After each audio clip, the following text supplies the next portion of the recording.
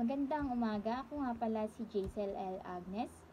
Ngayon ay pag-aaralan natin ang wikang Pangasinan. Bakit nga ba kailangan natin pag-aralan ang wikang Pangasinan? Siyempre, kailangan. Hindi, joke lang. Bakit nga ba kailangan natin pag-aralan ang wikang Pangasinan? Maliban sa Ilocano, ay kailangan rin nating matuto sa mga iba't ibang wika dito sa Pilipinas, 'di ba? At kapag namasyal ka kagaya lamang sa Pangasinan is kabilang lang namin. Pag pumunta kami ng Pangasinan, at least may mga alam akong salita na sinasalita nila. At hindi tayo mabubudol kapag pumunta tayo doon.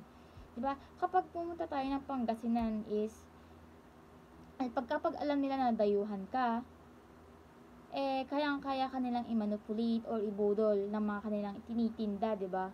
Kasi dayuhan ka nga, kaya kanilang kasi hindi ka marunong magpangasinan o hindi ka alam nila na hindi ka taga doon. Kaya kung ako sa inyo, una pa lang, pag-aralan nyo muna ang wikang Pangasinan. At hinihikayat ko kayo kasi maganda ang kanilang wika. Nakakainganyo pakinggan.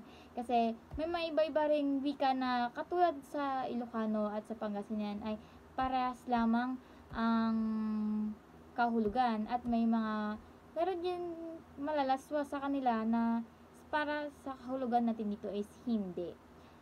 Bilang mag-aaral sa Bachiller ng Sining sa Filipino ay pinag-aaralan namin ang wikang Pangasinense. Bakit? Kasi nga subject namin. Hindi. Kasi nga pinag-aaralan namin to at hinihikayat ko kayo na pag-aralan nyo rin ang mga iba't ibang lingwahe nila. Sabagay, isa lang naman ang lingwahe nila, pero pag-aralan nyo ang mga kanilang salita kasi maganda. Kasi dahil kagaya ko, marami na akong mga nalalaman na salita ng Pangasinan. At nahihikayat kami ng aming guro na magsalita ng Pangasinan. Dahil napakagaling niya magturo, my God! Maganda na pag-aralan ang wikang Pangasinan.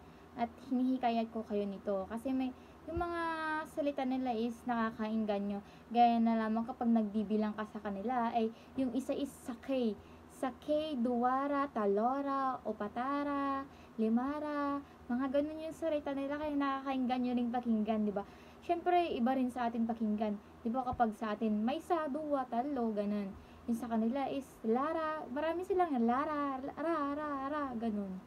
Kaya maganda rin na pag-aralan ng kanilang lingwahe upang makasabay rin tayo sa kanila kapag pumunta tayo doon. Yun lang masasabi. So ayun, sa pangalawang katanungan naman ay magbigay ng paraan paano may taguyod ang kultura ng Pangasinan sa pamamagitan ng kanilang lingwaheng Pangasinense o Tagalog. Dito pa lamang is kung ako sa inyo, simulan nyo sa inyong sarili na mahalin ang inyong kultura, tangkikin ang sariling kultura. Doon pa lamang is panalo na, 'di ba? Naiaangat mo na ang inyong kultura, doon pa lang sa sarili mo pa lamang. Kasi tinatangkilik mo na sarili mo. Kasi kapag gusto mo na makita ng karamihan, pwede mo itong i-post sa social media, sa Facebook, 'di ba? Isang click mo lang na ganun. Yun na, makikita na ng lahat na kung gaano nga ba kaganda ang Pangasinan. Meron dito ang Haunted Island, mga Manawag Church, at saka yung mga pagkain na patok sa kanila, puto kalasyaw, mga ganun, 'di ba? Tupig.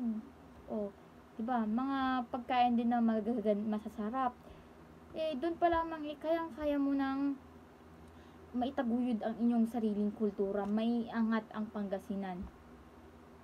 Simulan mo muna sa iyong sarili upang mas kaaya-aya na talagang tinatangkilik mo ang iyong sariling kultura. Yun lang. So, sa pangatlong katanungan naman ay ano nga ba ang Inan Maaro? So, ang Inan Maaro ay ang mapagmahal na ina. Dito ay sinasabi niya na kung gaano niya kamahal ang kanyang anak. Ito ay kasi ay Pangasinense na kanta na Inan Amaro na baga ang mapagmahal na ina. Sinasabi sa kanta na yon na kung gaano niya kamahal, gaano niya pinalaki ang kanyang anak. Yun. ito ay puro tungkol sa kanilang dalawa, anak at ina. Yun lang. Ano yun naman? Last. Talakayan naman natin ngayon ang kontribusyon ng wikang Pangasinan sa pag-unlad ng wikang Filipino.